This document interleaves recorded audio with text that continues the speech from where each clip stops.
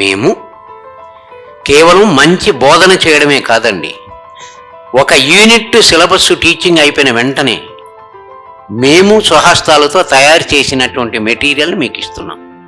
అటువంటి విధానాన్ని దురదృష్టవశాత్తు హైదరాబాదు సిటీలో, ట్విన్ సిటీస్లో ఎక్కడ అటువంటి బోధన జరగడం లేదు.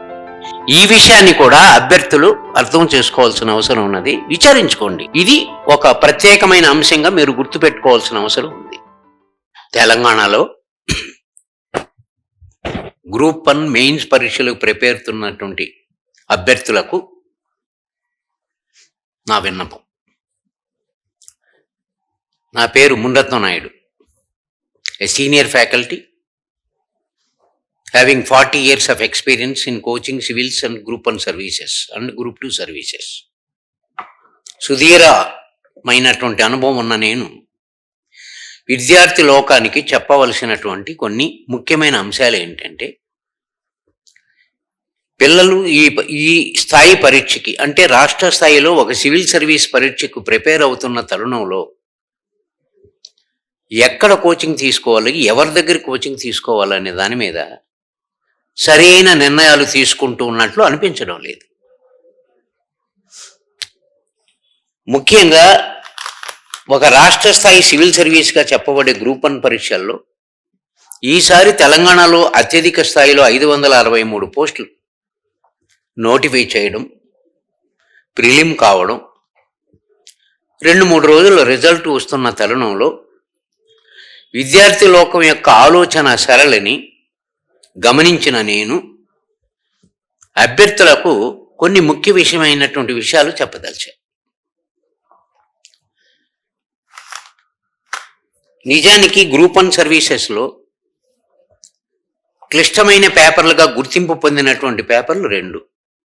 ఒకటి జనరల్ ఎస్సే, రెండవది ఎకనామిక్స్. ఈ 2 పేపర్లో కూడా విద్యార్థులు ఏంటంటే అలసత్వాన్ని పాటించడం, ఒక సీరియస్నెస్ను సంపాదించుకొని ప్రిపేర్ అయ్యేటువంటి విధానం కానీ, కోచింగ్ తీసుకోవాల్సినటువంటి ఆలోచనలో కానీ తప్పుడు అడుగులు వేస్తున్నటువంటి అంశాలు చాలా వరకు కనపడుతున్నాయి. ఎందుకంటే ఒక మ్యాథమెటిక్స్ బ్యాక్గ్రౌండ్లో మెంటల్ ఎబిలిటీ మార్కులు వస్తాయి, బాగానే వస్తాయి. కానీ ఇతర పేపర్ల ఏదుల్లో కూడా మ్యాథమెటిక్ యొక్క ప్రాతిపదిక లేనటువంటిది, కానీ అనేక రకాలైన గణాంక వివరాలను మనం తప్పకుండా ప్రదర్శించవలసిన అవసరం ఉండి, ఇతర పేపర్లతో పోలిస్తే ప్రతి సంవత్సరం సర్వేలను బట్టి, బడ్జెట్లు బట్టి జవాబులు పూర్తిగా ప్రక్షాళన అవుతూ మారుతూ ఉన్న నేపథ్యంలో ఏదో పోయిన సంవత్సరం నోట్స్ నా దగ్గర ఉంది, నేను అదే నోట్స్తో ప్రిపేర్ అయ్యి రాయగలను అనే అభ్యర్థులు చాలామంది ఉన్నారు. అది తప్పుడు ఆలోచన. ఎందుకంటే వేరే సబ్జెక్టులో ఈ అవసరం ఉండదు. ఇప్పుడు హిస్టరీ అనుకోండి, రాజులు మారరు, వాళ్ళ విధానాలు మారు, ఎప్పుడో కాలాన్ని బట్టి జరిగిపోయినాయి, వాటిని మనం ప్రాక్టీస్ చేసుకుంటూ చదువుకుంటూ ఉంటారు. ఇది అలా కాదండి. ప్రతిసారి ఉదాహరణకి నిర్మాణాత్మక మార్పులు అంటారు. వివిధ రంగాల యొక్క వాటాలు రాష్ట్ర ఆదాయం, జాతీయ ఆదాయంలో ఎలా మారుతూ ఉన్నాయి. పోయిన సంవత్సరం వచ్చినటువంటి ఆన్సర్ వేరు, ఇప్పుడు మనం రాయాల్సిన ఆన్సర్ వేరు. అట్లా ప్రతి సంవత్సరం జవాబులో ఉండేటువంటి అంశాలు మారుతాయి. ఇంకొక ప్రత్యేకమైనటువంటి అంశం ఏంటంటే, ఈ పర్యాయం ఇంతవరకు లేని విధంగా వర్డ్ లిమిట్ పెట్టారు. ప్రతి ప్రశ్న 200 వర్డ్లకు, పదాలకు దాటి రాయకూడదు. You cannot able to right more than 200 words. అంటే మన ఇష్టానుసారం రామాయణాలు, భారతాలు రాసే అవకాశాలు లేవు. ప్రశ్న ఏమడిగాడు, ఎంతవరకు రాయాలి, అది కూడా విద్యార్థి లోకానికి లేదండి. ఎవరన్నా ఏమడిగితే నేను గ్రూప్ 2లో తీసుకున్నాను కాబట్టి నా దగ్గర దాన్ని బట్టి మనం రాసేస్తాం. అసలు గ్రూప్ 2లో ఆబ్జెక్టివ్ టైప్లో ఉండే పరీక్ష విధానం వేరు, ఇది డిస్క్రిప్టివ్ టైప్లో ఉండే విధానం వేరు. అసలు విద్యార్థి లోకం గుర్తించుకోవాల్సిన విషయం ఏంటంటే, ఈ మధ్య ప్రశ్నావళిలో ప్రీఫిక్స్లు మారుతూ ఉన్నాయి. ఇంతకుముందు వివరించండి అనేవాళ్ళు, ఎక్స్ప్లెయిన్ అనేవాళ్ళు. ఇప్పుడు అలా కాదు. విమర్శనాత్మకంగా పరిశీలించండి, క్రిటికల్ ఎగ్జామిన్, ఎవాల్యుయేట్, విశ్లేషించండి, సమర్థించండి, సబ్స్టాంటియేట్, వాడే కొటేషన్ ఇచ్చి సబ్స్టాన్షియేట్ అంటాడు, నిరూపించండి. ఇట్లా అనేక రకాలైన పదాలు వాడుతూ ఉంటారు. ఏ పదం వాడినా అభ్యర్థి లోకం ఒకే రకమైన జవాబు రాస్తూ ఉండడం వల్ల నీకొచ్చేటువంటి 10 మార్కులలో 4-5 మార్కులకి మించి రావు. ప్రీఫిక్స్కు అనుకూలంగా నీ ఆన్సర్ను జవాబు ప్రక్షాళన చేసి నువ్వు రాస్తే నీకు 10 మార్కులకు 9 మార్కుల వరకు పడేటువంటి అవకాశం ఉంది. అటువంటి అవకాశాన్ని అభ్యర్థి లోకం కోల్పోతూ ఉన్నదేంది, ఎందుకంటే కడు జాగ్రత్త మీలో లేదు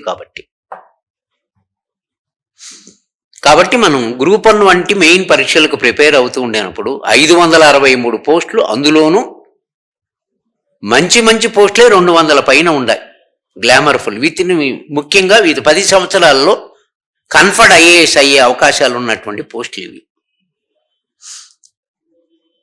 ఇట్లాంటి తరుణంలో, ఎటువంటి అవకాశాలు ఉండే తరుణంలో తెలంగాణ అభ్యర్థి లోకం ఎంత కడు జాగ్రత్తగా ఉండాలి, ఎంత జాగ్రత్తగా పరీక్షకు ప్రిపేర్ అవ్వాలి, ఎక్కడ కోచింగ్ తీసుకోవాలి, ఎలా రాస్తే మనకు ఎంపిక అయ్యే అవకాశాలు ఉంటాయి, ఆలోచన పరంపర చేసుకోవాల్సిన అవసరం ఉందండి.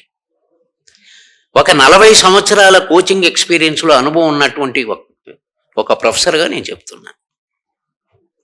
ఇంతవరకు ఏపీపీఎస్లో కానీ తెలంగాణలో కానీ, అంటే తెలంగాణ కొత్త సంవత్సరం వచ్చిన తర్వాత ఒకే ఒకసారి 2016లో గ్రూప్ 1 కోచింగ్ జరిగింది. అది కూడా ఇంతకుముందు క్యాన్సిల్ అయిన పోస్టులకు పెట్టారు, అంత తప్ప ఇంతవరకు జరగల. ఇంత స్థాయిలో ఉద్యోగాలు ఏ రాష్ట్రంలోనూ రాలేదు, మన రాష్ట్రంలో కూడా ఇక భవిష్యత్తులోనూ రావు.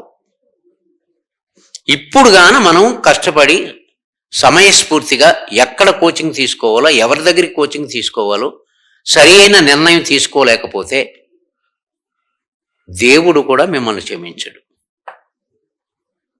సరైన నిర్ణయం తీసుకోకపోతే, ఇన్ని పోస్టులు ఉండేనప్పుడే మనకు ఉద్యోగం రాకపోతే జీవితంలో మనం గ్రూప్ 1 ఆఫీసర్ అయ్యేటువంటి అవకాశాలు మీరు కోల్పోయే ప్రమాదం ఉంది.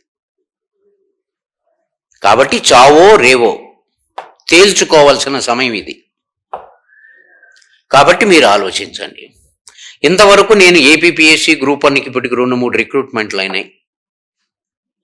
మునిరత్నం నాయుడు చెప్పిన ఎకానమీ క్వశ్చన్స్ మొన్న అయితే 30కి 15 రాయాలా, నేను 30 ప్రశ్నలే ఇంపార్టెంట్ చెప్పాను, 30లో 29 ఇచ్చాడు. మీరు రాయాల్సిందేంటి 15. ఏ కోచింగ్ సెంటర్లో అయినా మాది ఎక్స్పెక్ట్ చేసిన క్వశ్చన్లు వచ్చాయేమో విచారించుకోండి మీరే.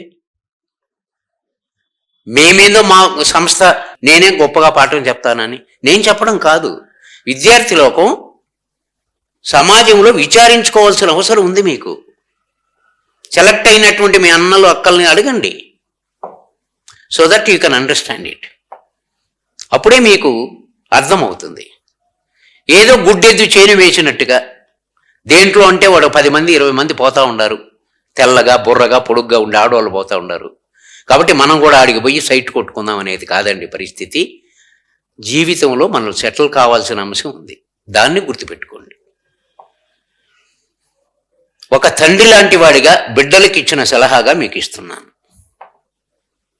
కాబట్టి ఒక్కసారి ఈసారి కానీ మీరు కానీ సరైన నిర్ణయం తీసుకోకుండా పోతే అట్లు మీ తల్లిదండ్రులు కానీ అట్లా దేవుడు కానీ మిమ్మల్ని క్షమించడు. రాజమార్గంలో వెళ్ళడానికి ప్రయత్నం చేయండి, తప్పుడు మార్గంలో పయనించద్దండి.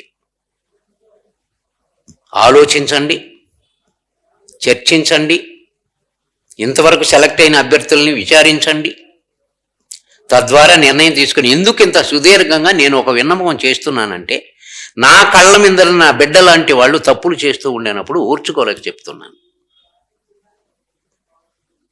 కాబట్టి బాగా ఆలోచించుకొని చూడండి. 40 సంవత్సరాల సుదీర్ఘ అనుభవం ఉన్నవాడిగా, ఒక తండ్రి లాంటి వాడిగా, ఒక పెద్దవాడిగా తప్పు వైపు పోవనీయకుండా మార్గాన్ని సరైన మార్గంలో పయనించాలనేటువంటి లక్ష్యంతో మీకు చెప్తున్నటువంటి విన్నపం అనుకోవచ్చు, మీరు సలహా అనుకోవచ్చు.